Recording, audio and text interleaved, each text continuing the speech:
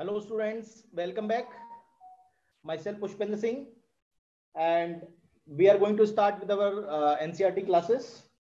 Okay, so today we are going to start with our NCERT 9th standard geography. All right, so you will see the NCERT based classes basically on this platform on the YouTube. You can subscribe our channel also, right, where you will be getting the NCERT based classes, okay, on daily basis, and we are covering basically the NCERT books one by one through these classes. So those students who are preparing for the civil services examination as well as other government competitive examinations which require you to answer, right, certain questions related to the general knowledge or general studies.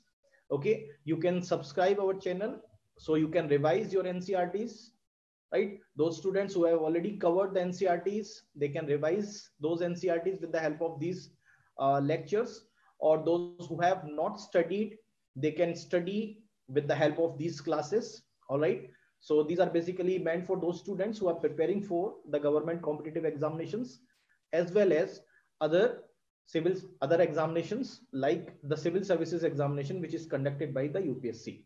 All right, so let's begin with the lecture.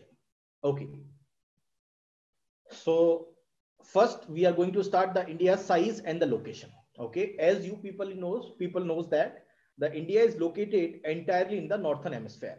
Okay, what is the northern hemisphere? You people knows. For example, this is the map of the earth. Okay, the equator demarcates the whole earth into two spheres. The one is called northern hemisphere, okay, and the second is, or the southern one is called basically the southern hemisphere. The southern hemisphere. Okay, now the India is located basically in the northern hemisphere. All right, so India is located in the northern hemisphere.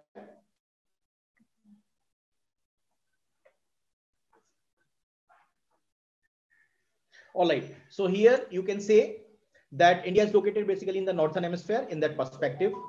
All right, okay, so India's mainland basically extend, when you say in the latitude, so India's basically, mainland extend from 8 degrees 4 minutes northern latitudes and 37 degrees 6 minutes the northern latitudes. So India is basically located in the northern hemisphere, and that is why the the the basically the dividation of the earth, you can say, in the east west direction, you can say in the form of latitudes. So we demarcate these latitudes are basically the parallel lines, or we can also call them the parallels of latitude, also the parallels of latitude.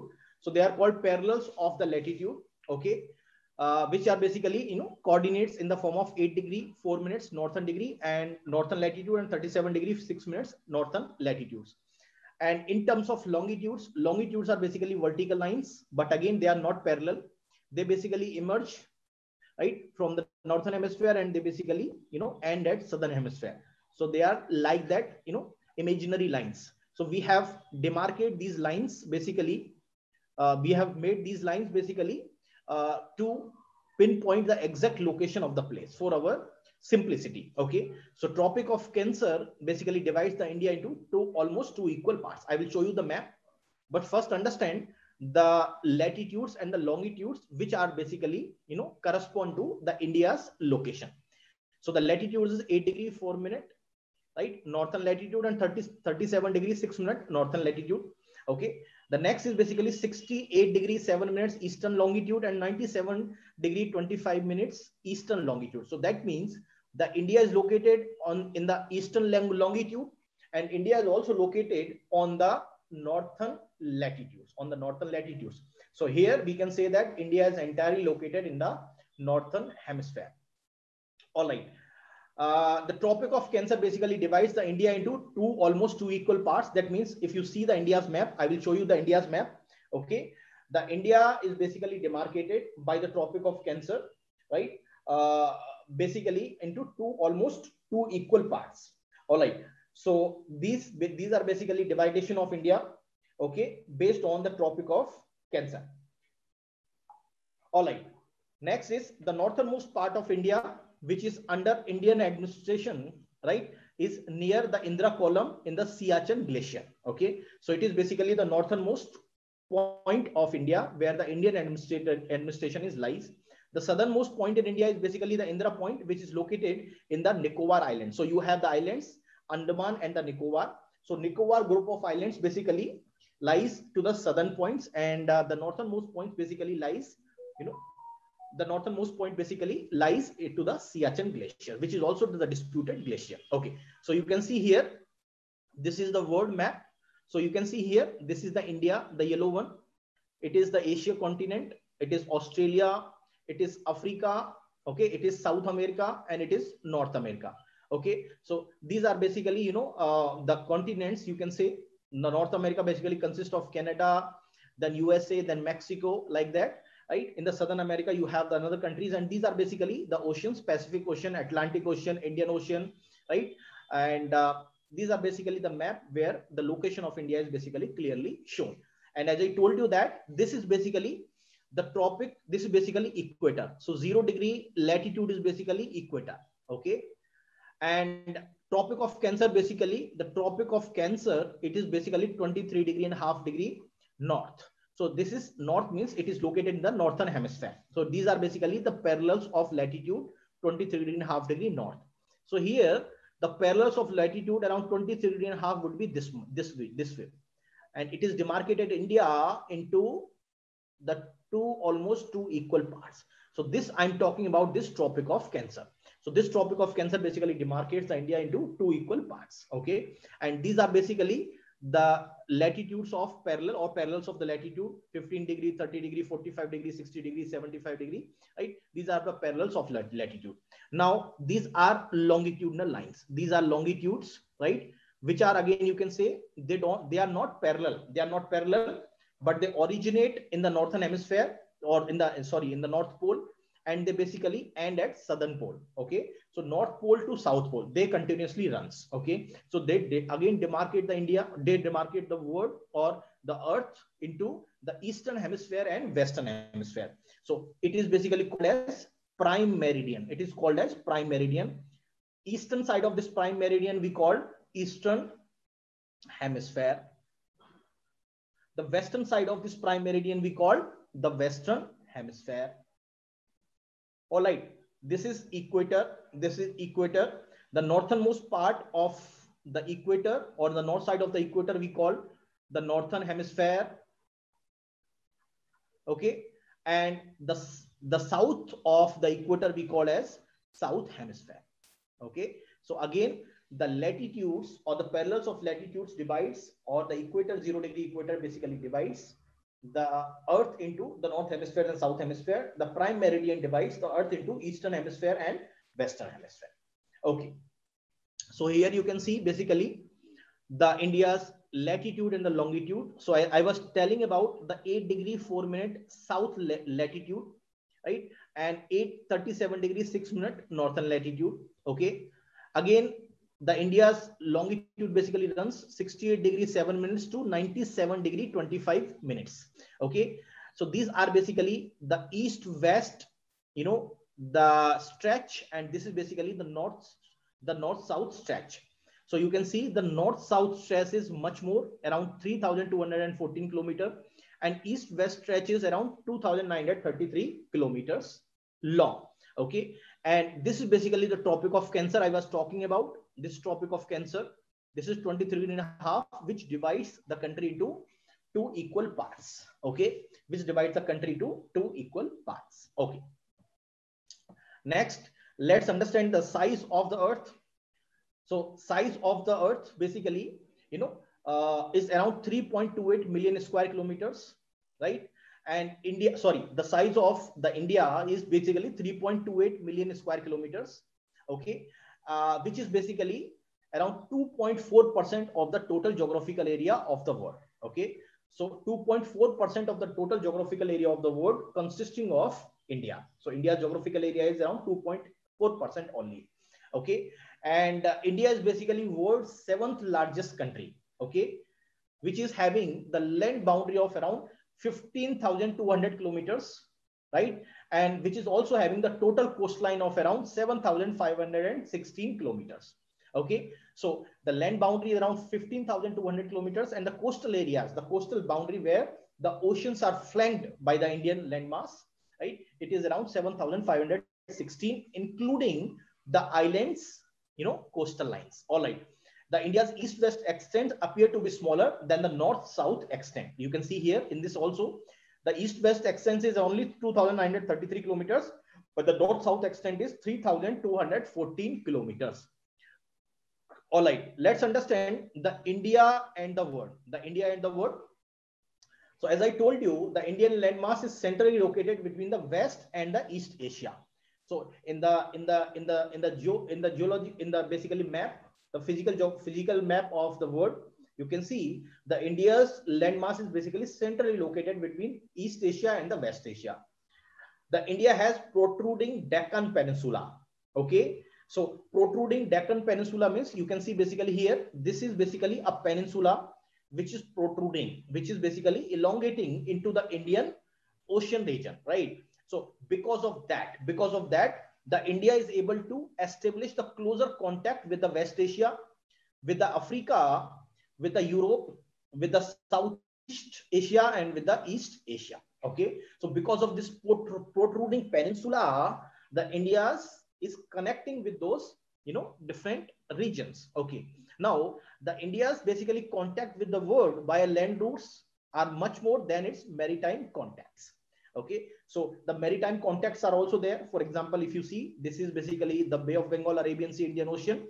So here you will have the ports, and these ports are basically connected to those regions. Okay, and India has contributed to the world, right, in the form of ideas and the philosophies. For example, you might have heard about in the Upanishads, Ramayana, right, Panchatantra, right, which are basically great contributor in terms of the philosophies, right, in terms of mathematics. For example, the decimal system, Indian numeral system has been given to the field of mathematics, right? India also contributed in the algebra, trigonometry, and the calculus also, right? Various, Indian mathematicians which were very famous and which contributed to this, the mathematics field.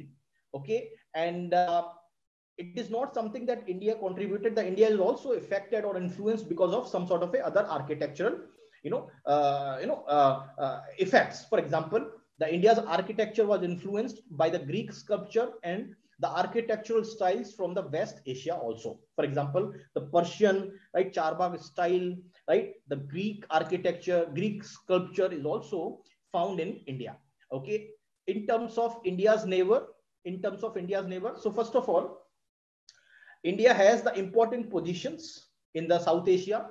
Currently, India has 28 states after removal of Jammu and Kashmir from the states. So currently you have the 28 states and you have the union territories. All right. And the India shares its boundaries with the Pakistan. So these are basically the neighboring countries, the Pakistan, Afghanistan, China, Nepal, Bangladesh, Myanmar, and the Bhutan. These are basically the neighboring countries. I will show you, right, through a map. I will show you through the map after some time.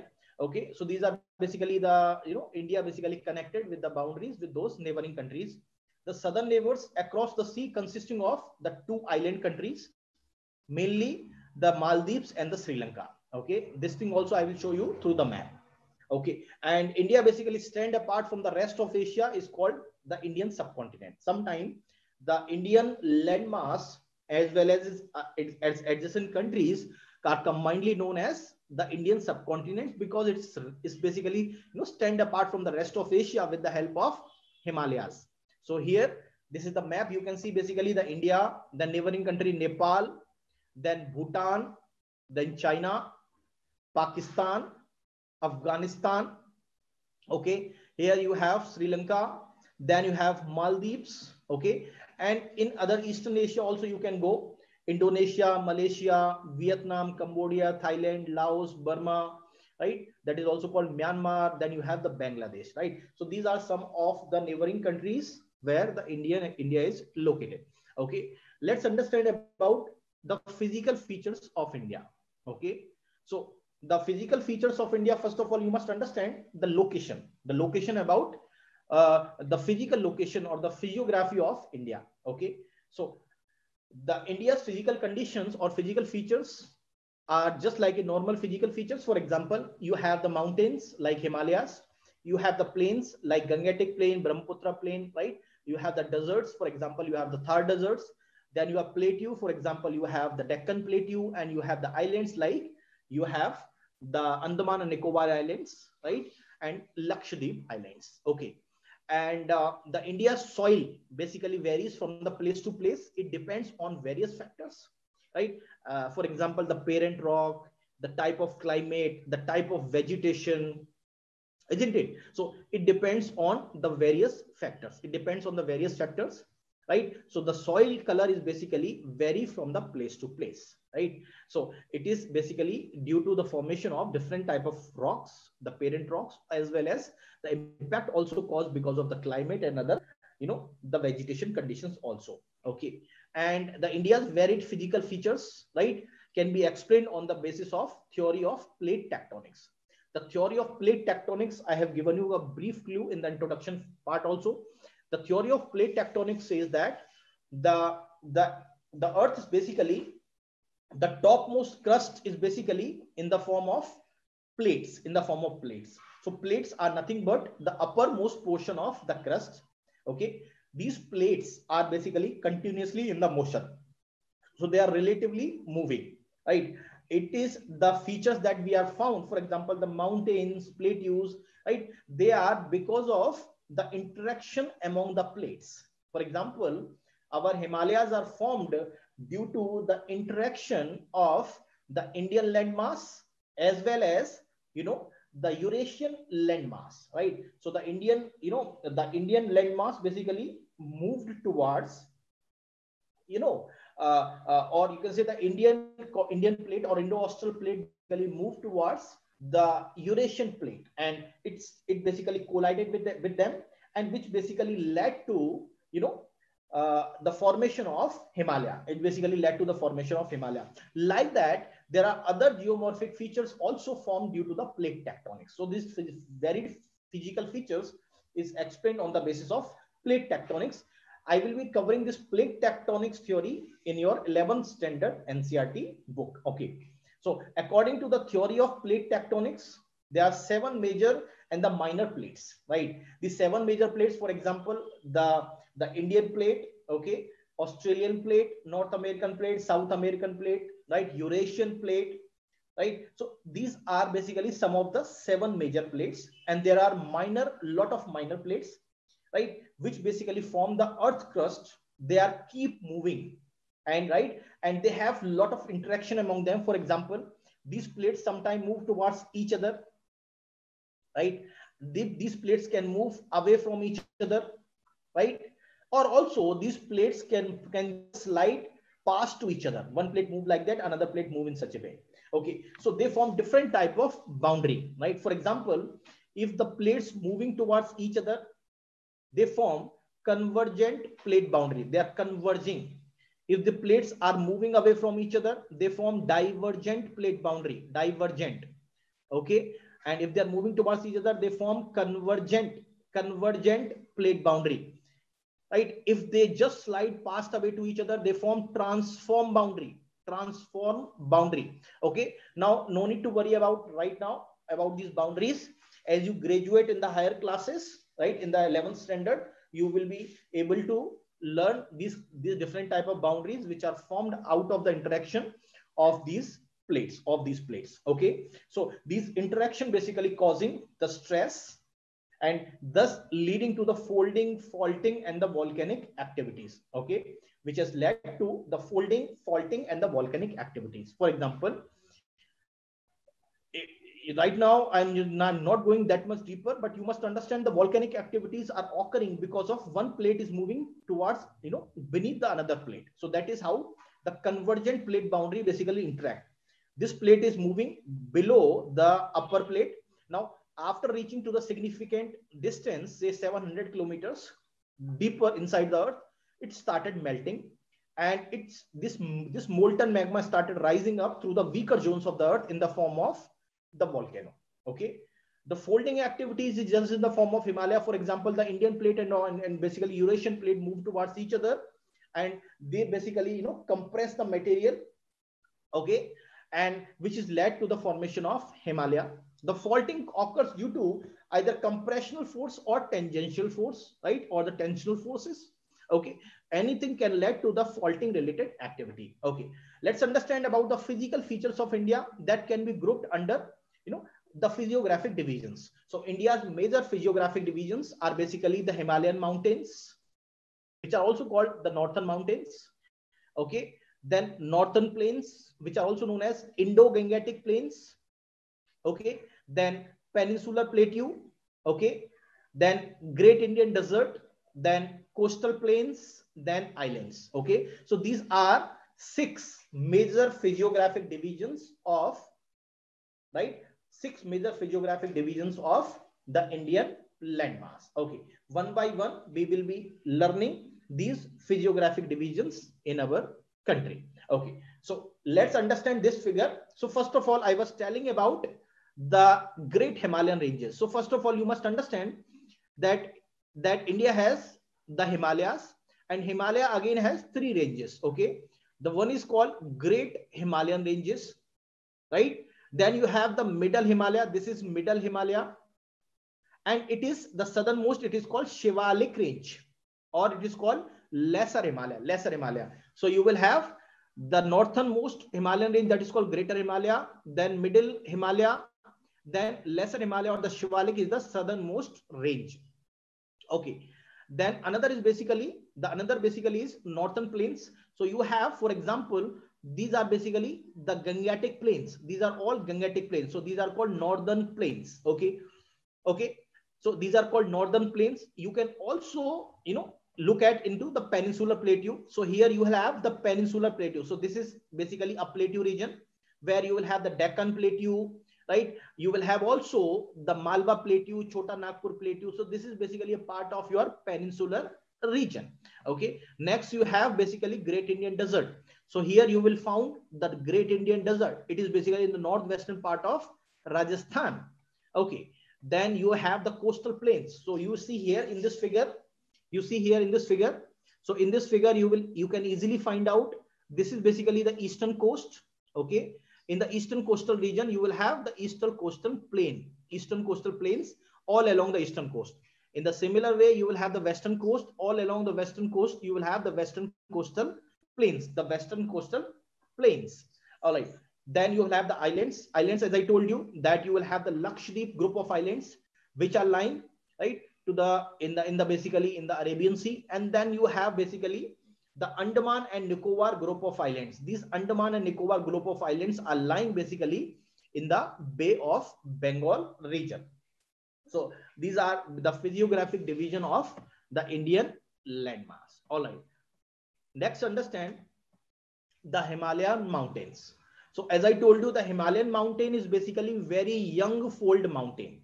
Why you call fold mountain? The fold mountain because it was the Indian plate and it was the Eurasian plate. So what happens is the Indian plate got thrusted right below the Eurasian plate. So it was Indo-Austral plate. All right. And it is Eurasian plate. Both plates have collided. So it was convergent plate boundary, right? It was convergent plate boundary because both plates are converging, right? And here what happens is the sediments which was there got, uplifted in the form of fold. And this is basically in the form of Himalayas. Okay.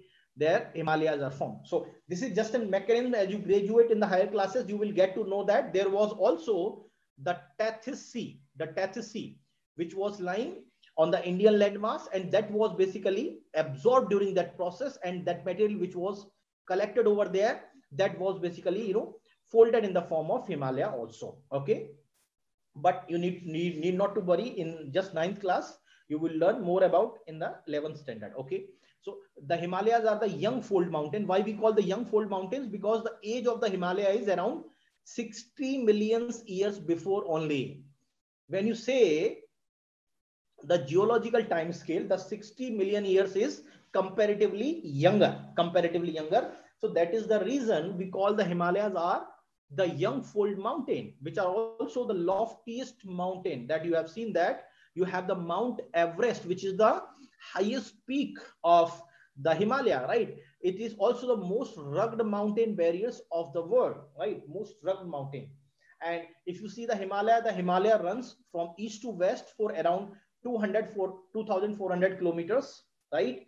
As well as it is wider in the form of 400 kilometers to 150 kilometers wide, right? If you see from Kashmir to Arunachal Pradesh, okay, the Kashmir line, right, to the northwestern part, right, the Arunachal Pradesh to the northeastern side. So from Kashmir to the Arunachal Pradesh, the exact length of the Himalaya is around 2,400 kilometers, and the width is around 400 kilometers to 150 kilometers. Okay. The Himalaya has three parallel ranges that I have told you. Okay. These three parallel ranges are called basically, the Great Himalaya or Inner Himalayas, right? Which are also called Himadri. So for example, if I draw these basically, these parallel ranges, it will be looks like this. It will be looking like this. Okay. So the first is basically this one. So it is Himadri, or it is called Greater Himalaya. This one. Okay. Then the Middle Himalaya or the Himachal, it is basically the second one. It is basically the second one, which is also known as the Middle Himalaya or Himachal.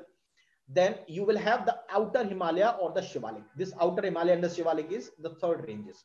Okay. So you will have the three parallel ranges of the Himalaya, okay, which are found in the Indian subcontinent, right? Which are found in the Indian subcontinent. Okay. It is very clearly showing here. You will have the Greater Himalaya. Then you will have the second line is Middle Himalaya. This is the Middle Himalaya. Okay. And it is basically your Shivalik range, which is the southernmost range of the Himalaya, All right. Then the Himalaya can also be divided into 4 sections. For example, if you want to divide the Himalaya, for example, this is your Himalaya. So first you can divide, right, with respect to the flow of the rivers. For example, the Indus River used to flow here. So between Indus and the Satluj River also used to flow here. So between Indus and the Satluj, you will have the Punjab Himalaya. Isn't it? Then between Satluj and the Kali, so you will have the Kali also. So here you will have the Indus. Here you will have the Satluj. Here you will have the Kali. Okay. Between Satluj and the Kali, you will have the Kumaon Himalaya. Then between Kali and Teesta, these are the river. You will have the Nepal Himalaya. And between Teesta and the Dibang is basically a gorge, right? Or Dihang is basically gorge. From there, this Dibang River used to flow, right? So between Teesta and Dibang, okay, you will have the Assam Himalaya. So again, you can divide the Himalaya into these 4 sections. The first is the Punjab Himalaya. Second is Kumaon Himalaya. The third is Nepal Himalaya, and the fourth is Assam Himalaya. You must remember. The first is between Indus and the Satluj, you will have the Punjab Himalaya. Between Satluj and the Kali, you will have the Kumaon Himalaya. Between Kali and the Teesta, you will have the Nepal Himalaya. And between Teesta and the Dibang, you will have the Assam Himalaya. All right. Next, the northern plains. So first of all, you must understand how the northern plains are formed. The northern plains are formed due to the deposition of the sediments brought down by the rivers. So here the rivers basically brought down the sediments, right?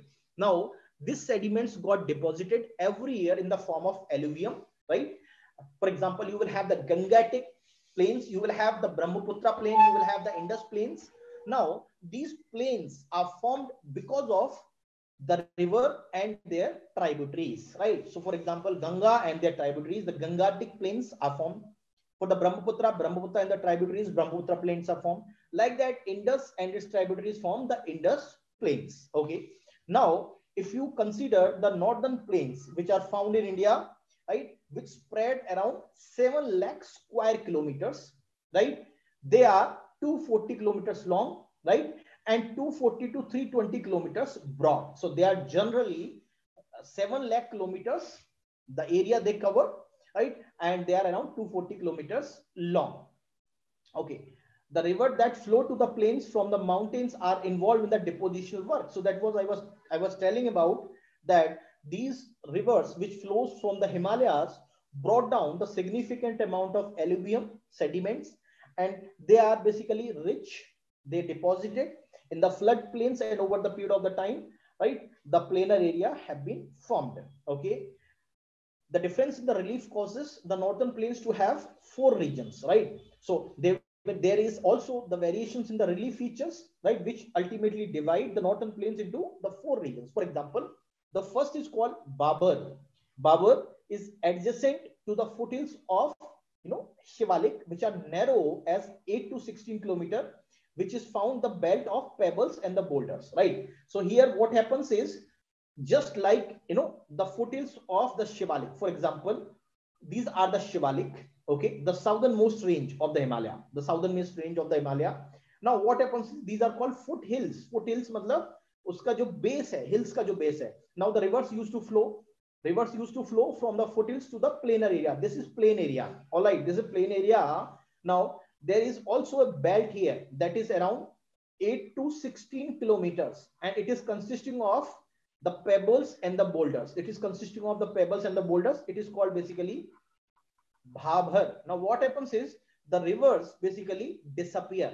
So the stream basically disappear here due to the pebble and the boulders which are there. So they are porous, right? So the streams basically disappear. Then you will have, the Terai. Come to the Terai. Now adjacent to the Bhabhar, right, just south of the Bhabhar, you will have basically the Terai region. This Terai region is consisting of, the newer alluvium. Now what happens is, here the stream re-emerged. The stream re-emerged. So that means the stream which lost in the Bhabhar region, they now reappeared or re-emerged in the Terai region, which is lying adjacent to the Bhabhar region, and which consisting of the newer alluvium, and that is how it is thickly forested. Okay. Then you have the Bhangar. Bhangar का मतलब होता है older alluvium, right? If you see the flood plains, if you visit the flood plains, right, you will find the levees, or you will find some of the raised land above the level of flood plains. These raised land or these rises are in the form of Bhangar. These are basically consisting of the older alluvium. Khadar का मतलब होता है, Khadar means the newer and the younger alluvium. This newer and the younger alluvium are basically, deposited by the river every year, which flows in the planar region, right? So they are rich every time, they are enriched every time the flood comes. But Bhangar is not something. Bhangar, which is the older alluvial plain, which are generally at the some rise up, right, or which is at the some elevation up. Okay. Next, understand about the peninsular plateau. The peninsular plateau, as I told you, what is peninsular, or what is plateau is all about. Plateau means you will have the tableland which is suddenly rising from the base. All right. So the peninsular plateau is a tableland. It is a flat topland. It is a flat topland which is suddenly rises from the planar region, right? And this is formed due to the breaking up of drifting off of the Gondwana land, right?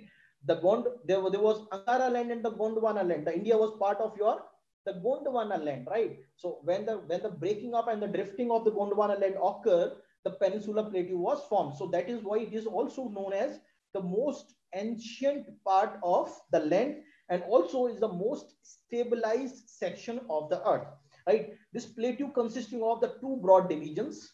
The first is Central Highlands and the Deccan Plateau. Okay, that I have shown you in the map. The Central Highlands and the Deccan Plateau are the 2 broad divisions of the plateau. Okay. Now, eastward extension of the plateau are locally known as Bundelkhand and the Bhagelkhand. If you see the physical geography map of India, you will find that there is plateau called Bundelkhand and the Baghelkhand, which are basically the easternmost extension of the peninsular plateau, and the Chota Nagpur plateau mark the further extension of this plateau. Right, this Chota Nagpur plateau is drained by the Damodar river, which basically drains from the Damodar river. The Deccan plateau, which is the most important plateau, is a triangular mass. Which lies to the south of river Narmada. Which is in the form of a triangular landmass. Okay. Then, if you see the map, for example, if I make just the protruding mass of the peninsula, you will find that the edges of the Deccan plateau. For example, this is your plateau region. The edges of the plateau is this. Okay, the edges of the plateau is this. Now, this edges of the plateau is marked by, right, some hills. This is basically known as ghats.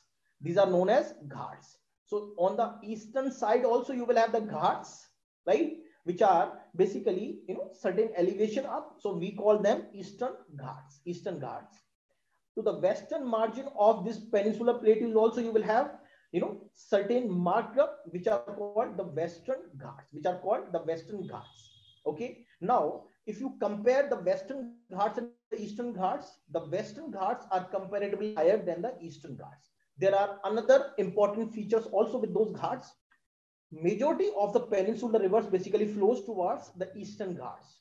So because of that, the eastern ghats are not continuous. They are not continuous, but they are broken up at the several places. Okay. But there are very few rivers which flows toward the western ghats. So they are almost continuous except few places.